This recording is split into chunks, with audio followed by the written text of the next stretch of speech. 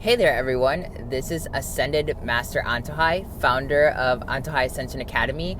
But for this podcast, you can totally just call me Excel.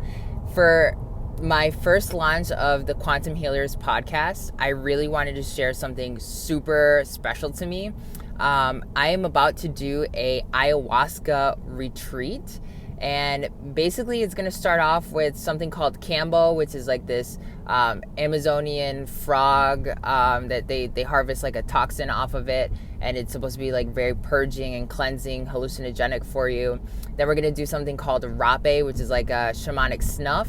And then 3 nights of ayahuasca. So I wanted to start off the Quantum Healers podcast with you just kind of like seeing me before I actually jump into the healing session and the whole entire journey in general. I am no stranger to psychedelics. I have been doing it my entire life as a shaman. So definitely it's a very interesting, I'm very excited to see what happens, and I wanted to share this with you guys. So just in case if you guys wanted to do this for yourself, you can see what ends up happening to me, a vet, and maybe it can give you some insight on what to expect. Now, I've heard a lot of different things from my friends who have done ayahuasca in the past. Some of them have told me that they've had a very cathartic moment where they purged a lot of negativity. Other ones have told me that they find a lot of profound, interdimensional, unconditional love that lets them understand things. Usually when you go into this, you usually have like an intention that you share with it, and just like any other psychedelic, you know, you usually have an intention that you want to walk in with so that you can get some help. So I ended up going ahead and I have been communicating with the ayahuasca spirit for a couple months now, and trying to just telling it, you know, like I want to unlock more of my potential as a spiritual being, and I want to like really understand some things from my past when it comes to my inner child, and maybe heal those things from my inner child as well. And so I'm really excited to see what's going to happen, just because it's ayahuasca has been said to be so powerful and so loving and really expansive for the consciousness and really healing. Now, just a little bit of a recap of other things that I've done so you guys can have a general idea.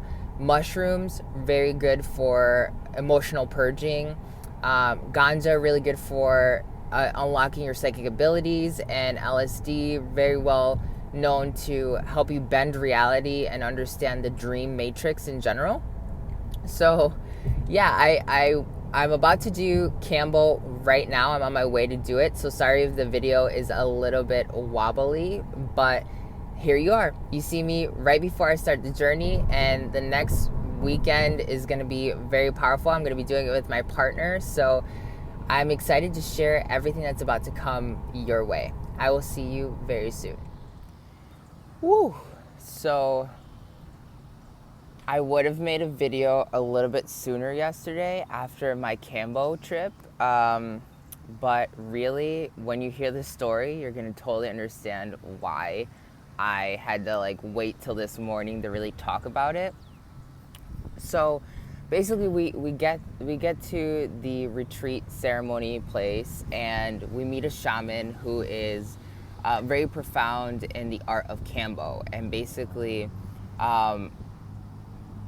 he tells us the story of Kambo, which there's a shaman in Peru who his tribe was suffering through massive illness, and in Peru they were doing ayahuasca. It's like a custom for the shamans to do ayahuasca there, and he was worried about his tribe. So he goes on an ayahuasca trip and goes out into Mother Nature by himself, and the ayahuasca spirit tells him about Kambo, and it's this frog that like the toxins that come off of the frog's back are basically as a self-defense mechanism, and it's just a natural byproduct of what the frog produces from eating what's there in the environment. So ayahuasca tells him that Kambo's what's going to save his people, and it gives him the process of going and being able to take Kambo. So he brings it back. He basically burns three holes into your side here, and when you burn those 3 holes, you drink 2 quarts, 2 liters of water, I believe, and then you put the poison of the frog on each little burn place. Now let me tell you, it was intense. Like, I have done a lot of psychedelics, and some of them have challenged me to the point where I thought I was gonna die. And this one was really intense. This one, at one point, I was like, man, I think I'm gonna die. Like, I don't know. I think I'm gonna really die. And I just kept hearing, like, the spirit just be like, no, you're fine. Like, you've done worse. You've experienced worse. You're totally fine. Like, nothing's gonna happen to you. Just keep chugging through. So once he like burned these onto my skin and put the poison, all of a sudden, like, you felt the Kambo spirit step in, and the spirit of the shaman, because the story says that once he saved all of his people, he became one with the Kambo spirit. So we did this prayer, and the Kambo spirit walked in, and like, once we were done with the prayer, like, you felt it, like, it was there. It was in the same room with us. And it went as far as to start talking to my partner and I and asking us, why are you here? What do you want out of this? And I was kind of like, you already know why I'm here. And I was like, I want to evolve. I want to move past certain things that I may be aware or not aware of that are in my life. And it was like, okay, well, you hold so much anger. And a lot of people who know me will be like, what do you mean anger? Like, that's not really in my personality. Well, I used to be a really, really angry person before I became who I am now. And I've held a lot of resentment towards certain elements in my growth that I wasn't even aware of. And it was really interesting because when the Kambo started, it told me, you hold so much anger, and if you want to move forward, you need to learn how to, unconditionally love. And I was like, okay, well, like, and then all of a sudden I started seeing the faces of, like, my exes, and I started seeing I started seeing the faces of my earth parents, and I started just getting to this point where I was like, if this is what's inside of me, and I could feel it in my stomach, and then I could see my sacral chakra, and I was like, if this is what's inside of me, then I don't want it anymore. It's holding me back. And the moment I said that I'm willing to let go of this anger, I started purging, like, all this deep bile inside of my stomach, and it was intense. It was really, really, really crazy, because with every person that I saw, I would purge just a little bit more, and depending on the person was how much I purged based off of how angry I really was towards them. And really the biggest purge was my parents, my earth parents, because of a lot of the trauma and the negative programming that they installed into me as a child, and a lot of the resentment that I still have towards them. I had towards them. I don't have it anymore because I felt it very intensely. Like, the moment it came to me, where it's like, oh, this is what, your parents have a lot of negative tainting energy inside of your sacral chakra, and I let go of that. Like, it was the most out of all the people that I had purged out of. What was really interesting is, like, everything is synchronicity, right? Like, nothing is coincidence. Well, the shaman that was doing the Kambo ceremony for us and guiding over us was from the same home village that my parents are from in Puerto Rico. And that was like, if this is not in alignment with what is purging, I don't know what is. You know what I mean? Like, there's no way. And I've never met anyone from Caguas, Puerto Rico. Like, I've never, ever, ever met anyone from there. And it was really, really powerful just to see, like, wow, like, for a while I knew that this was one of those issues, because before I even came on this trip, it came up. Like, a couple of my friends were like, are you gonna go down and see your parents? And I was like, I don't really know, because, like, there's not really good history there. And and then like I meet the shaman, he's from that same place, and then as I'm going through this purge, like I purged all of that negative energy out, and it was very powerful. Like I definitely feel like a bunch of negative chakra got stripped out of me. And it was intense because it came out of the front, it came out of the back, like you felt like you were gonna die. I was drenched in sweat, like so drenched, like I had a shirt on and it was like I had just jumped into a pool. It was really insane. And then shortly after that, we did rapé, which rapé is like a shamanic snuff, and you can make it different ways depending on what your intention is.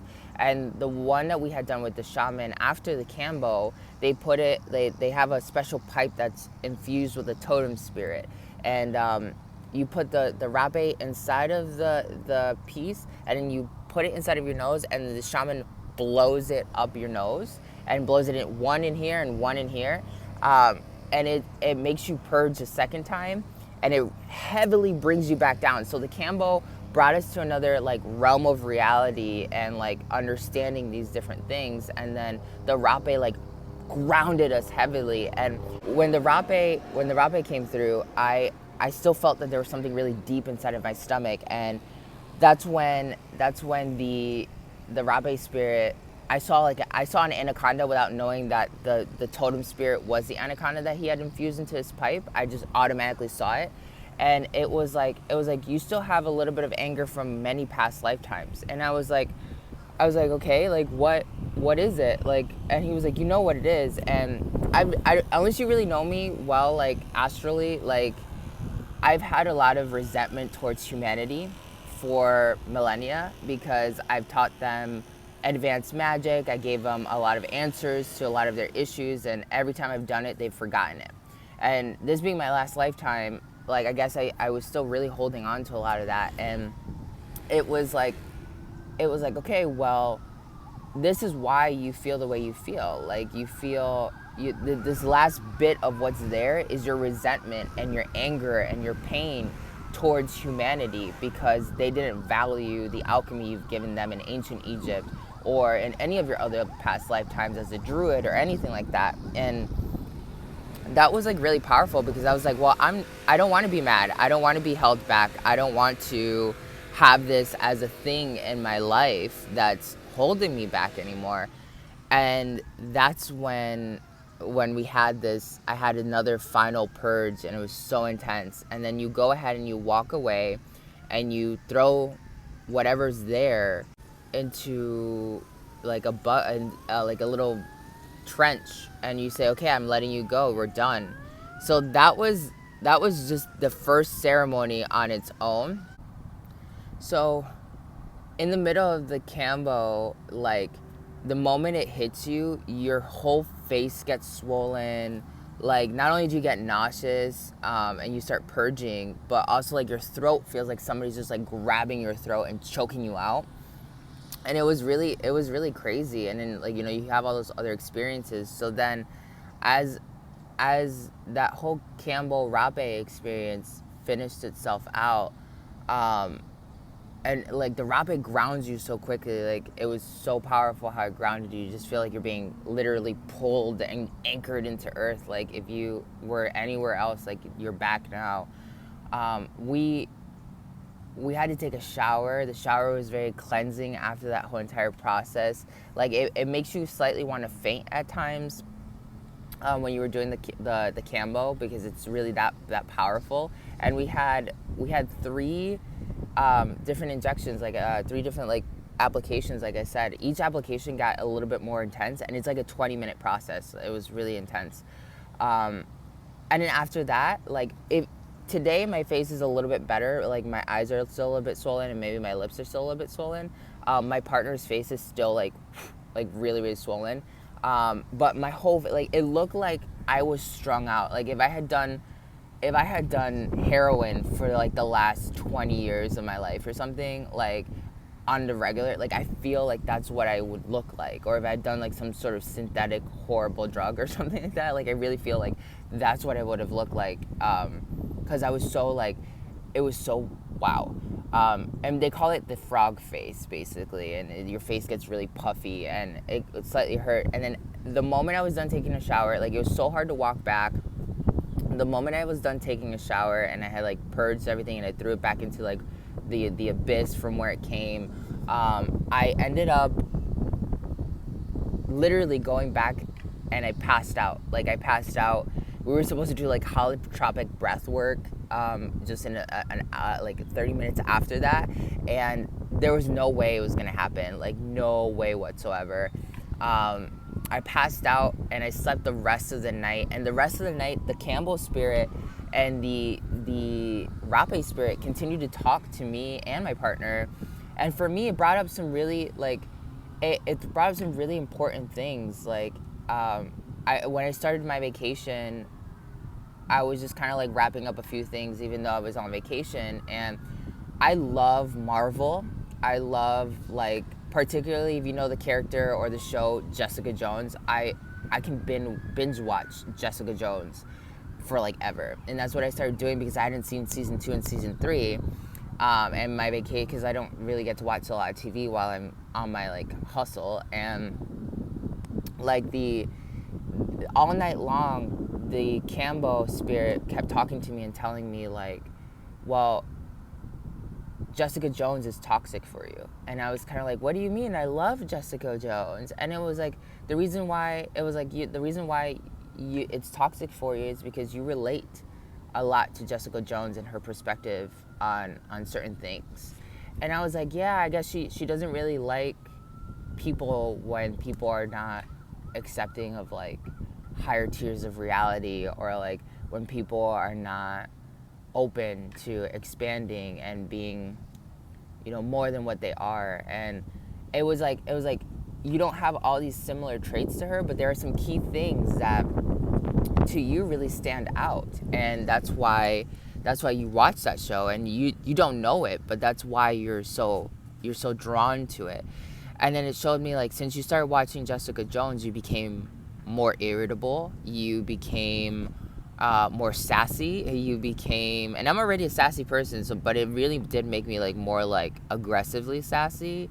And it was like, this is part of, like, everything is energy, nature is energy, you are energy, like, and if you're feeding yourself this show, even though you know is fiction, and even though, you know, you've watched it for a long time and you admire the hero for like her tenacity to bring justice to what needs to be brought justice to, and she never quits, like, there are some other negative traits about her that you relate to, like the anger, and that's what we purged out of you the first time around. And I remember there came a point where I was kind of like, okay, I understand, like, you make a point, like, I know this, like, that, you know, energy is your diet as well. And then I was kind of like, but I love Jessica Jones. And then the spirit, with the Kambo spirit, was like, oh, okay, well, fine, then bye. And I started seeing like this tunnel of white light close, and I was like, no, like, if really this is a problem, I swear, I promise, I'll let go of it, just don't go, like, I really want to talk to you, please.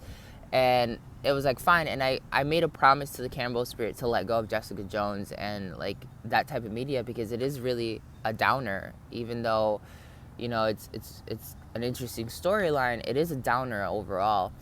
And then it started showing me that, like, I had a couple other like side things that I was holding a little bit of anger to, not only with like maybe an old friend of mine that I haven't talked to in a while, or like something that I expect out of myself. It was very powerful to show me that, like, there's I shouldn't have this, you know, I shouldn't be angry at certain people in my life that have harmed me, because they don't know what they're doing. Like, why be angry at someone who doesn't get the bigger picture of what's happening to them, you know? And me being more conscious than a lot of people out there, like, it doesn't make sense for me to hold and harbor that energy, even though I don't project it, and it was just sitting in the depths of my sacral chakra in my stomach. Like, that was something I was like, okay, I'm gonna let that go. It showed me that, like, you know, all my ganja smoking, even though I had stopped in February because I want to get prepared for this trip, it told me, like, that's not good for you. And it took me on this journey where I was smoking weed and I could feel how the weed was constricting my lungs and how it was bringing down my chakra, the smoking aspect of it. And it had told me, you have abused the ganja spirit, though you have used the ganja spirit to really advance yourself and understand higher energy tiers of reality, like, you've abused it, and you've used it as escapism to not deal with some of the things that really stress you out. And I was like, okay, I understand it. I don't disagree, because I started train smoking weed when I was 19, just for any little thing, and I would smoke all day, every day. And I was like, okay, I'm gonna let that go too. And it started showing me that, like, you love Starbucks and you love green tea lattes. The matcha's not the problem, but what's the point of having a green tea latte when you know the milk is filled with preservatives and that's not helping you? Like, why don't you go ahead and make your own organic matcha latte at home and take a little bit of more effort to, like, take care of yourself, and that'll go an extra mile for you overall in your whole entire story. And I was like, okay, like, I can't disagree. You know, one of my best friends he used to work at Starbucks, and he used to tell me about that all the time, and I was just kind of like, but I love him so much, you know? And I was like, okay, I'm willing to let go of that. And what was really interesting is, like, out of all the people that came to me and that, like, purge, the one person that never came to me was my ex-husband. And even though he did a lot of, like, negative things, like, it was interesting to see how I had found resolve, and I had let go of all the anger I had towards him and everything. But there were some people who didn't do anything nearly as bad as he did to me in my life story, and I was still holding on resentment there. You know what I mean? It was really dumb, and it really put things in perspective for me. Even though I meditate all the time. So it was a ride. It's definitely not for people who don't want to deal with their shit. It's definitely not for people who, you know, and like I said, like, there was one time I took shrooms. I took a hefty amount of shrooms, and I felt like I was gonna die, literally. I almost was like, take me to the hospital. And I thought that moment in my life was horrible. Like, this was way more intense, like 4 times, 5 times more intense than that. And yeah, it was honestly, like, I feel great. I haven't eaten anything still. You know, the rest of the night I was sleeping, but this morning I woke up totally refreshed. This morning I woke up ready to take day 2, where today we're going to do another rapé ceremony, a slightly different rapé ceremony. And then we're going to go ahead and do the first night of ayahuasca, which will be really intense. I remember last night in my dream saying, like, I don't know if I can do another rapé. I don't know if I can do another rapé. And it was like, you can do it. You'll be able to do it. So, yeah, that's my first night here. See you soon.